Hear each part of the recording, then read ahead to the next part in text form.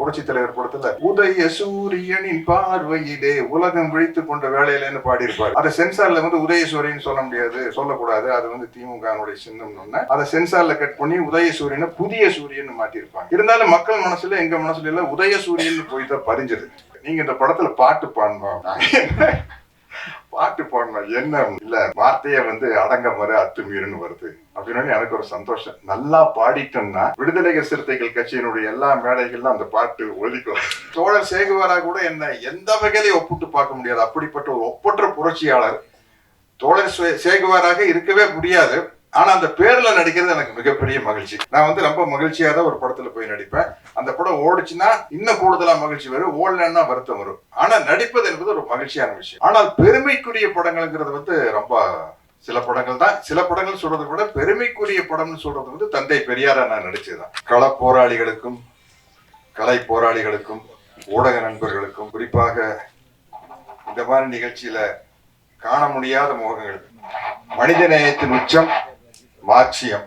அந்த மார்க்சியத்தை மக்களிடம் கொண்டு சேர்ப்பதற்காக சளைக்காமல் போராடி கொண்டிருக்கும் இந்திய கம்யூனிஸ்ட் கட்சியின் தலைவர் தோழர் முத்தரசன் அவர்களே, புரட்சியாளர் அம்பேத்கரின் வழி நின்று கொள்கை முழக்கங்களை எழுப்பி வரும் எழுச்சி தமிழர் தொல் திருமாவளவன் அவர்களே, பேசிவிட்டு சென்ற அன்பு தம்பி தமிழக வாழ்வுரிமை கட்சி தலைவர் வேல்முருகன் அவர்களே, மற்றும் இங்கிருக்கும் கலைத்துறையை சேர்ந்த நண்பர்கள் அனைவருக்கும் என்னுடைய முதல் கண் வணக்கத்தை தெரிவித்துக் கொள்கிறேன். கூல் சுரேஷ், உங்க பேரை தூள் சுரேஷன் கூட வச்சிடலாம். கூலா இல்ல தூளா இருக்கீங்க. கூல் சுரேஷுக்கு பதிலா தூள் சுரேஷன் கூட ஒரு பேரை மாத்திக்கலாம். அந்த அளவுக்கு அருமையா இருந்தது. நான் இது வரைக்கும் ஒரு 250 படத்தில் நடிச்சிருக்கேன். எல்லா படத்திலும் நடிக்கிறது எனக்கு ரொம்ப மகிழ்ச்சியான விஷயம்தான். அந்த படம் வெற்றி அடைந்தாலும் தோல்வி அடைந்தாலும் அந்த நடிப்பு பணி என்பது எனக்கு ரொம்ப மகிழ்ச்சியான விஷயம்.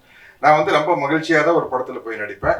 அந்த படம் ஓடிச்சுன்னா இன்னும் கூடுதலா மகிழ்ச்சி வரும், ஓடலன்னா வருத்தம் வரும். ஆனா நடிப்பது என்பது ஒரு மகிழ்ச்சியான விஷயம். ஆனால் பெருமைக்குரிய படங்கள்ங்கிறது ரொம்ப சில படங்கள் தான். சில படங்கள் சொல்றதை விட பெருமைக்குரிய படம்னு சொல்றது தந்தை பெரியாரா நான் நடிச்சதுதான்.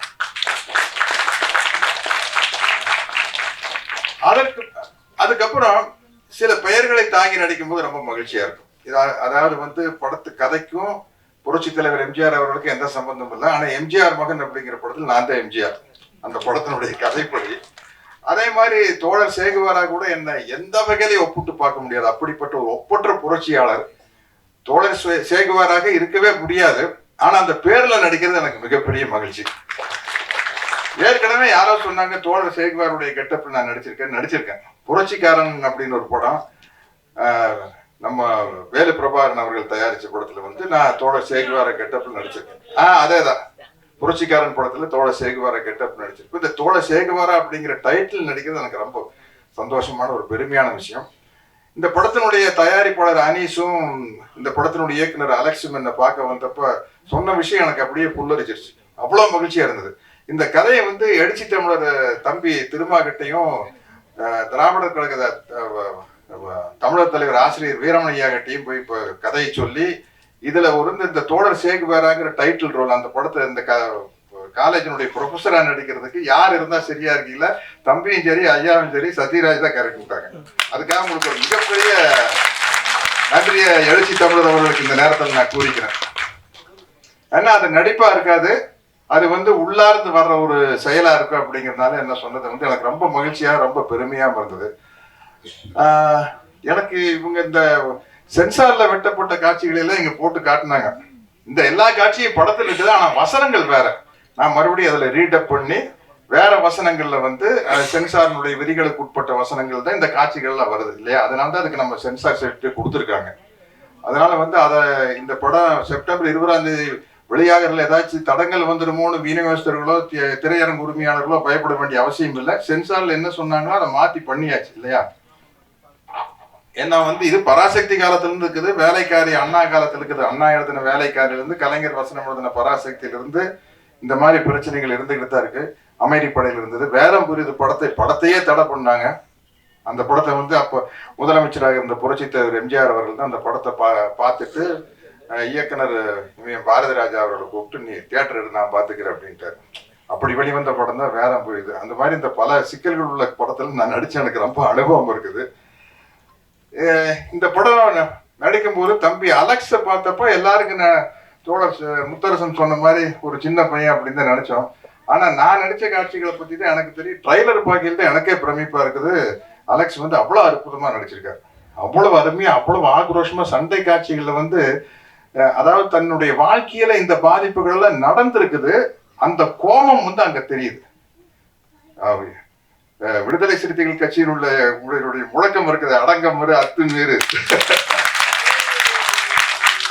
அப்படிங்கிறது வந்து அந்த வலியும் வேதனையும் தெரிஞ்சாதான் அது நடிப்புல வரும். இல்லாட்டி வந்து அது சும்மா ஒரு நடிப்பா போயிடும். அந்த வலியும் வேதனையும் தெரியுது. அப்புறம் இந்த படத்துல வந்து புதுசா ஒரு சின்ன பிரச்சனையை கொண்டு வந்தாங்க என்கிட்ட. நீங்க இந்த படத்துல பாட்டு பாடணும்.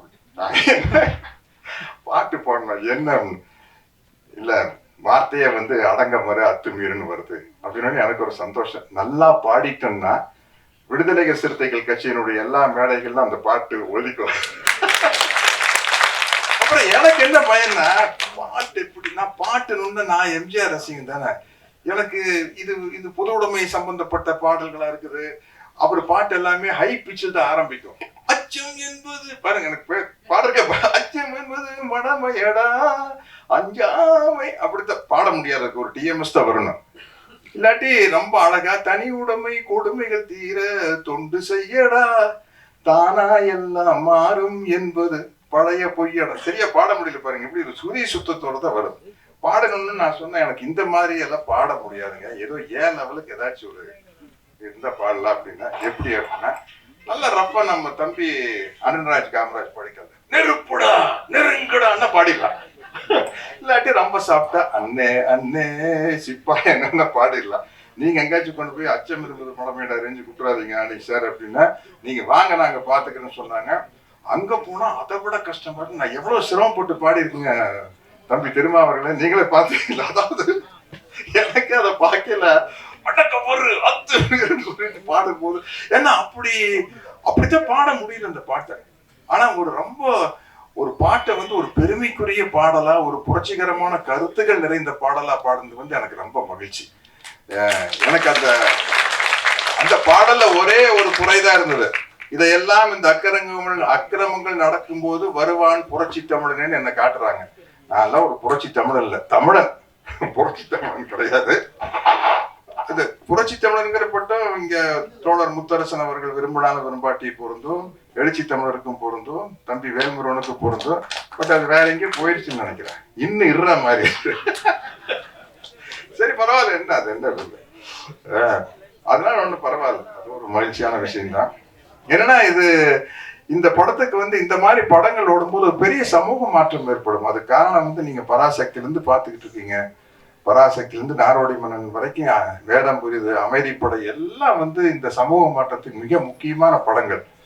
அந்த மாதிரி படங்கள் இப்ப நிறைய வர ஆரம்பிச்சிருச்சு. தம்பி பா ரஞ்சித்துடைய படங்கள், மாரி செல்வராஜ் படங்கள், வெற்றிமாறனுடைய படங்கள், அதெல்லாம் வந்து பிரமாணமான சமூக கருத்துக்களை கொண்டு வராங்க. அந்த வகையில இந்த படம் வந்து இதுல வந்து என்னதான் சென்சார் வெட்டி இருந்தாலும், இந்த வசனங்களை மாற்றி இருந்தாலும் சொல்ல வேண்டிய கருத்துக்கள் மக்கள் கிட்ட போய் சேரு அப்படிங்கிற மாதிரி இருக்குது. ஆமா, ஏன்னா வந்து சில சமயத்துல தான் வாத்தியார் படம், எம்ஜிஆர் படத்துல வந்து புரட்சி தலைவர் படத்துல உதய சூரியனின் பார்வையிலே உலகம் விழித்து கொண்ட வேலையிலேன்னு பாடியிருப்பாரு. அதை சென்சார்ல வந்து உதயசூரியன் சொல்ல முடியாது, சொல்லக்கூடாது, அது வந்து திமுகனுடைய சின்னம்னு அதை சென்சார்ல கட் பண்ணி உதயசூரியனை புதிய சூரியன் மாற்றிருப்பாங்க. இருந்தாலும் மக்கள் மனசுல, எங்க மனசுல எல்லாம் உதயசூரியன் போய் தான் பதிஞ்சது. மேடையில் முழங்கு அறிஞர் அண்ணா போன்னு பெற்றால் தான் பிள்ளையால நல்ல நல்ல பிள்ளைகளை நம்பி இந்த நாடே இருக்கு தம்பியில பாடியிருப்பாரு. அதை மேடையில் முழங்கு அறிஞர் அண்ணாங்கிற வார்த்தையை மாற்றி மேடையில் முழங்கு திருவிக்கா போல்னு சொல்லியிருப்பாங்க. இருந்தாலும் படம் பாக்கியில தெளிவா தலைவருக்கு ஒரு க்ளோஸ்அப் வச்சு அந்த வார்த்தைகள் வரும்போது அறிஞர் அண்ணாங்கிற வார்த்தை மனசுல போய் போயிடும். அதனால வந்து இந்த படத்துல வந்து எல்லா விதமான சட்ட சிக்கலையும் தீர்த்து சென்சார் சர்டிஃபிகேட் வாங்கி செப்டம்பர் 20 இந்த படம் வருது. அதனால வந்து இப்படிப்பட்ட ஒரு துணிச்சலான ஒரு கொள்கை கூட்டம் சினிமாவுக்கு வரணும், தொடர்ந்து வந்துகிட்டே இருக்கணும்.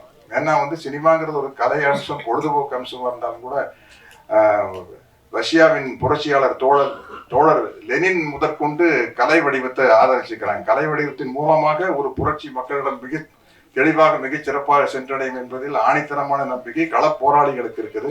அதற்கு துணை நின்ற தம்பி அனீஸ் அவர்களுக்கும் அலெக்ஸ் அவர்களுக்கும் என்னுடைய மனமார்ந்த வாழ்த்துக்களை கூறிக்கொண்டு விடைபெறுகிறேன். நன்றி.